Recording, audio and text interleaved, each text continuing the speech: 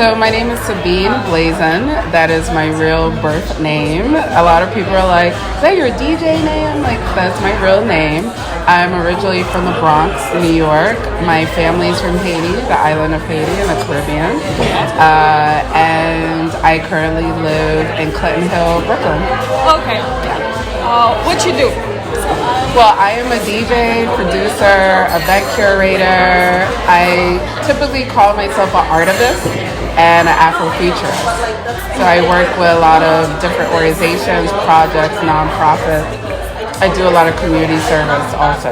Oyasound is my brand name. Sabine Blaizin, of course, is my given name. That's my DJ name. But in terms of my brand, in terms of production, having a label, doing events, it's called Oyasound Productions. How and when you come up with the idea to integrate this African music and electronic music? Yeah, I would say it happened organically because before I was a DJ, I was just an avid club goer, right? I was a club head. Okay. So this was the music that I found in my teenage years. In terms of going out and clubbing, that was like a creative and spiritual dance release for me. And the music that I gravitated towards was the house that had the most percussion, that had that African root to it. I may not have called it that or understood it at the time, but it was just my spirit that, was attracted to that sound. As I got older and I learned more about my own personal heritage and my roots, it became more deeper to me in terms of like why I like the sounds, why I'm even deciding to pursue DJing and producing. But I started off as a dancer and just really connecting with the sound and the music. Oh, okay. What dance did you do? Oh my gosh. Well, I did take some African dance classes. I'm of Haitian descent, so a lot of Haitian, roots dance. I never really took like house dance classes, but I was a hip hop head, primarily, and was I used to rhyme, I used to MC, I used to break dance. Yes, and I was part of a crew, actually a couple of crews, but the main crew was called Anomalies, with Big Tara and some other folks, and we've been just like rolling within the New York City music scene. And I would say in the mid-90s, early 2000s, clubs had a mixture of different music, right? Like hip-hop, R&B, house. So it wasn't so like segregated in that way. So that was my introduction to house, but primarily hip-hop was my introduction to dance, to music, along with other genres of music. I would say punk and rock as well, but in terms of a community and a scene, hip-hop definitely geared me towards meeting other house dancers and house heads within the club scene during that time. I play music and I also produce music now. So how is your creative process looks like? Ooh, good question. I could start with the DJing. Like I said, I was a club head. A lot of the music that I heard in the clubs aren't mainstream, right? So I had to figure out how I could listen to it, how I could buy it. There was mixtape CDs and all of that. But I love the feel and the look of vinyl. And I grew up with that. My father, he didn't call himself a DJ, but he would just play records and on Sundays. And I always say that my father is like my first influence, like my first DJ, because he has such a great ear of not only like Caribbean music, but he was into hip hop as well and like other genres. So just the feel of vinyl just brought me back to those roots. And I used to spend hours in record stores. This was before I even had turntables. Like I was going dance tracks and other places and just spent hours listening to records and B-sides and, the stuff I would hear in the clubs or things that I liked. Eventually, I got a DJ starter kit just to have a turntable and a mixer in the house just to play records. My intention wasn't necessarily to be a DJ, but there was a friend of mine from Chicago that was part of a DJ crew called Soul in the Hole, and because he had the setup and he had vinyl, like there's times I would just spend hours at his house too, and he noticed the records that I would pick, and I wasn't mixing or blending or doing any of that, but just a selection. So he was like, would you be interested in opening up for like a basement party that I do? So I end up just playing records, like open format. And that got me into the feel of vinyl, that got me into the feel of playing and seeing the reaction. And a lot of the people that came to the parties were my friends that we would dance anyway in the club. So it was a little bit more intimate. So that started my interest in DJing, right? I would say ritualistically is definitely a spiritual thing, because again, it's whatever moves me as a dancer. That's why I gravitate towards in terms of the vinyl or the sound or the music that I pick. And a lot of it is based in like deep, African influence. It's still house, 4 on the floor, but I was attracted to producers and music from like Jeff De Guillaume, Oyasound, Joe Claussell, Louis Vega, that brought that Afro-Caribbean or African diasporic sound, right? And then as I started DJing, I was influenced by that, but also want to incorporate like traditional sounds that I know from my country or within the African diaspora, and that sort of became my style over time. And then of course it grew into a whole genre of Afro house and all that. So that's DJing. Before I DJ, I'm a very spiritual person. I do pray. I do make sure, I'm centered. I always get a little bit nervous, even to this day. I say to myself that if I don't still have a little bit of anxiety, then I'm not passionate about the music or really concerned about my delivery or the people that are in the room, right? So it's not coming from a negative space. It's just that, I want to make sure that what I want to offer, people are receiving it in a positive way, right? The production part started in the past couple of years, and it's been a whole nother headspace. Okay. from being a dancer, a DJ, to a producer, but I wanted to add the element of live music, right? Okay. And so I've been in several different bands. That's another world of mine too, whether it's Afro-Dominican, Afro-Haitian, Afro-Puerto Rican. So I play various instruments. I know rhythms. Also as a dancer, a traditional dancer as well. So I want to bring that energy to my production. So my first couple of tracks are very intentional, and it has traditional Haitian roots rhythms. And I either play it live and or my music partner, Okai Music, who's part of several different bands in New York City. He also plays the drum during a lot of my sets. He's from Haiti as well. Yeah. So we've joined forces and we just started producing, He's been doing it for a while, so he's definitely shown me a couple of the ropes. And we created a sound within that. So I would say ritualistically, I always start with whatever traditional rhythm that I want to bring across and how I can match that or marry that with like the house sound. Spiritual thing for me is organic, is what moves me, is my creative release, right?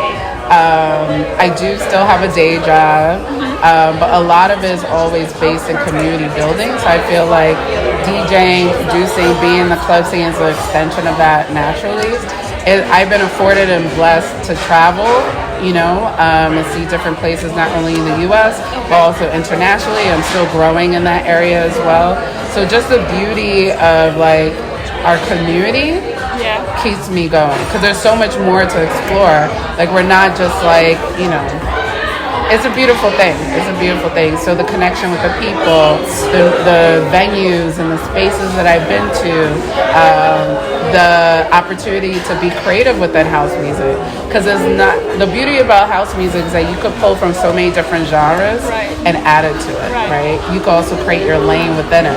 So I'm still navigating that. I'm really excited to see where it goes. So that's what keeps me inspired. Afrofuturism is not only a style, it's a mindset, right? It's also it's a mindset. And it comes from a whole movement that's named and coined, but Afrofuturism as a concept has always been part of like people of African descent.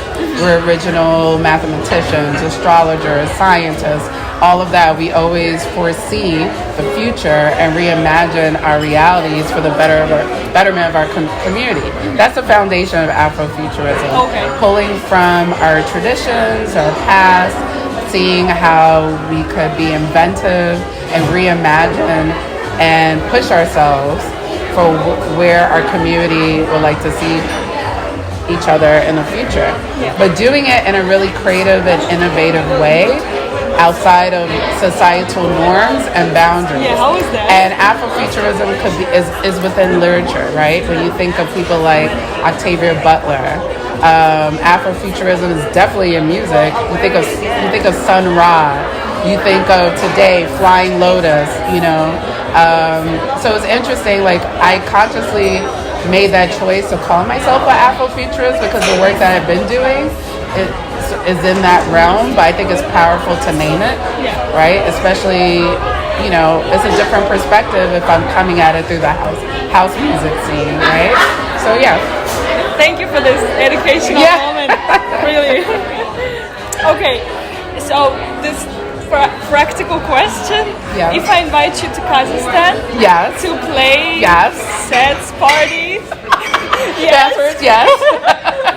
how much I have to pay you? Oh wow, on camera.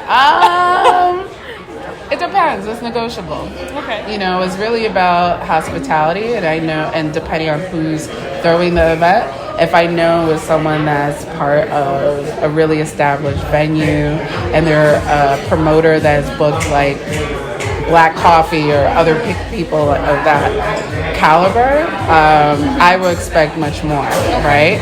In terms of hospitality. So it would include travel, hotel, food, Ubers, things like that. So I've been in that high end or spectrum of DJ gigs, which has been great. It's a beautiful experience. But I'm also really community minded and, this music comes from the underground. So if there's like an underground scene in your country or your town and you're like, yo, we really love Sabine, we want her to come here, just take care of me. Make sure the flight is paid. I have a good place to sleep. I'm eating well. I don't have to worry about, to and from the venue. And then we could negotiate a basic base rate in terms of my DJ fee. Okay. But again, it just depends. So we'll talk, we'll negotiate. And I'm pretty open to that. I'm not, And I also want the opportunity to spread my sound and for people to meet me as well. I feel like once I'm in certain places, it also affords me to connect to other bigger venues or promoters. So if it's an opportunity to network, then I'll take it as well. Okay. So what is the basic? I hope that answers your question. No. It doesn't. I want to price in US dollars right now. We're going to make it happen. All right. I would love to learn more about the culture, the people, the house scene. Next question. What is your worst experience in the club? First thing that comes to mind is the lack of equipment that I've asked for, like my tech writer. I make things happen with whatever is provided for me, but if I ask for specific or have an expectation of a particular club, sometimes it's hard because if you're not a major feature or a headliner, they lowball you or they don't respect what you've asked for. One, being a woman. Two, being Black. I've experienced all of those things. I've experienced not getting paid until 8 months later from a high established venue here in New York. I will say no names, but they've had other DJs, and one of them actually, I keep saying Black Coffee, but that just comes to mind, where I know they wouldn't do that to those particular DJs. They had a great experience, but I had to advocate and fight to get paid, and I got paid 8 months later. And if I gave up, I would have never gotten paid, but it was about principle. It wasn't like, oh my God, I needed this money. Obviously, I survived, but it's the principle behind it. So I would say sexism, racism, lack of payment, lack of respecting of sound and equipment. I'll leave it there because there's other like stories, but those are just general. Like if I look at the few experiences that I didn't like, it all has that same foundation of, just lack of respect. And it's not because I'm not skilled or they don't know who I am. It's just they try you, right? But I always have to put my foot down, and that's how I gained respect over time. And then I learned through the process, like I gotta have contracts, I gotta, advocate for myself, all of that. Yeah. In what way do you aim to make a difference in the community, if you like? Yeah. I want to create a legacy and an impact, everything I do is very intentional. Even with the name of my brand, Oyasound, Oya, is the name of a African warrior goddess, right? That comes out of Nigeria, Yoruba tribe. Is also part of my spiritual tradition in terms of the Ifa tradition. And at that time, I was, finding myself, more about my culture, but at the same time I was exploring like different artistries and all of that. So it made sense to call my brand that. Really 2006, 2007, but I would say around 2014 is when I really became more, I was just more out there. Okay. Yeah. But yeah, with Oyasound, I just wanted to make a stamp, a mark for dope, black, conscious women who are in the house or techno scene, and that we could rock as well as our male counterparts, and that we should have the opportunities and the gigs and the, all the things that come with it, based off of our skill, and not because we're, not because we're the wife of someone, or we had a relationship with someone, or we have to downplay our sound because it has to be more sensible to like what they think women would play. And there's a lot of hurdles, but I never came into the music or the scene with that mindset. Like I just genuinely love the people around me, I love the sound, and I just rocked what I wanted to share, So I would love to leave an impact, a legacy, not necessarily be coined or pigeonholed as, oh, she is a black female DJ who spins house. Like it's really about what is the sound or contribution that I'm bringing to the scene. Yeah. And I definitely want to bring in, like I mentioned before, my own culture and my background with the Haitian roots with the house music. Yeah. And then I've already, there's plethora of stuff in my that I'm working on right now that's not out yet.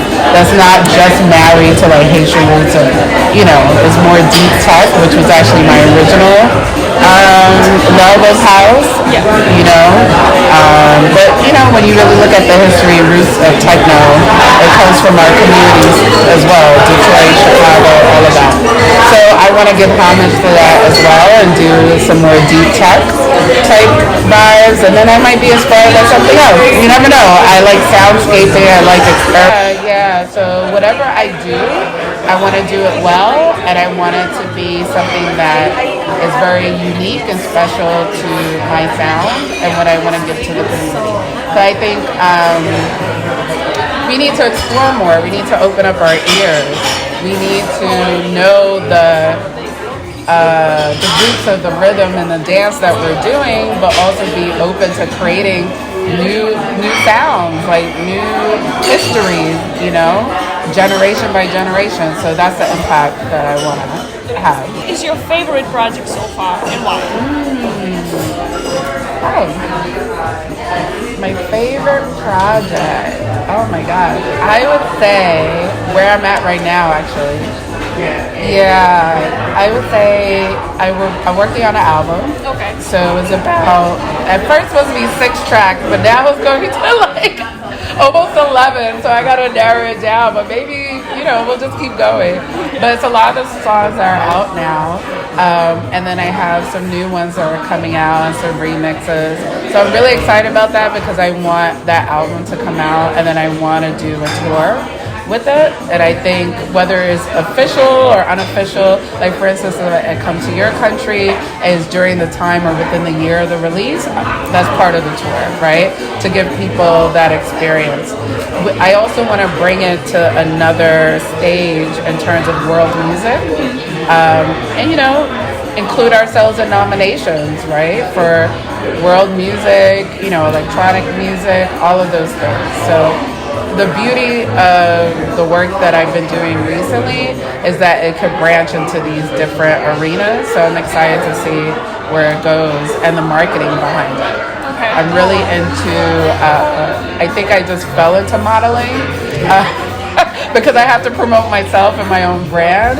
But also during the time of the pandemic, like I just had a lot of time, to be home, experiment with GoPros and, do like sets. Even though I prefer the live experience, It taught me a lot about technology and photography and things you need to do to push yourself in social media, and I've had opportunities where people saw those images and work. So I really want to push that too, like the visual brand of Oyasound. I have even more questions now. Yeah, we could keep going, but yeah, that's where I'm really excited about right now. Just like the whole package of it, like pushing the album, the visuals, be experimental with it. What does that live experience look like? Not only me DJing, but having the live percussionists and the band along with it and dancers. It's a whole aesthetic and brand. So I'm building on it right now. So it's really exciting. Yeah. So what was the best part about DJing in pandemic? Honestly, I didn't like the live streaming, even though I've done a few of them. I didn't do as many as people have asked me or wanted to do weekly. I feel like it oversaturates the music for me, and plus I love that one-on-one connection with the dancers. To be in like my space or room or a studio, it was different. It was so different. But I did it because I still want to be relevant. I still want to connect with folks. And I know even thinking of being an Afrofuturist, we have to adapt with the times. And a large part of it is technology. So on one hand, it was exciting to learn all these things and mass produce your own TV production almost. And then on the other hand, it was like, okay, I got to be real with myself. Do I really want to, is this a direction I want to go in? So I needed that balance. So once I found that balance, it became more comfortable. And how do you think these platforms, all social media platforms, should be used in marketing? It's very, very important. It's the future. It's now. It's gonna get even more in depth.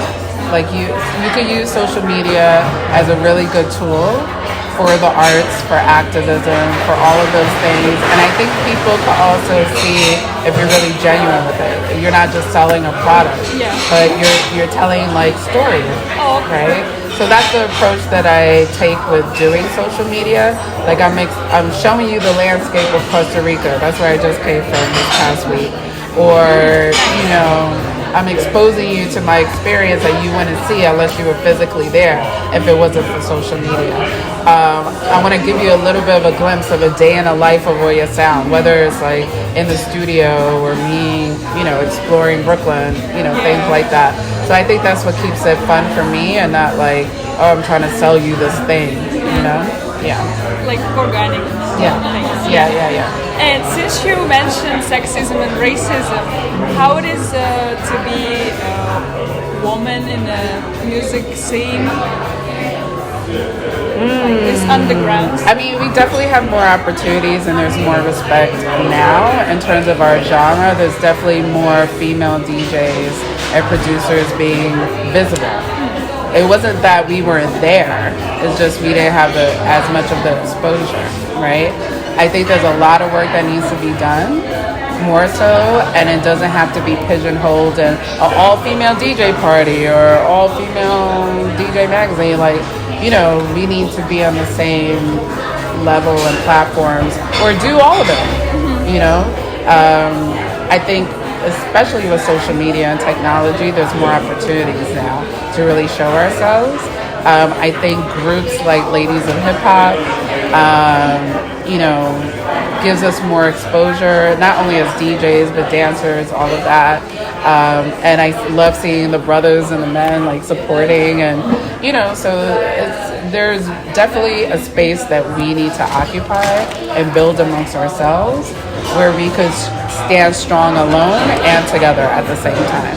You know? So one day my friends called me to a party in Lebain, and Sabine, she was playing there, and here is a little my experience in this club. Wonders what they see. They try so much, but they can't touch my intimacy. When I try to show them, they say they still can't see. They say it's in the heart of my state. The sun of my sky, the bride of my strength, the grace of my style.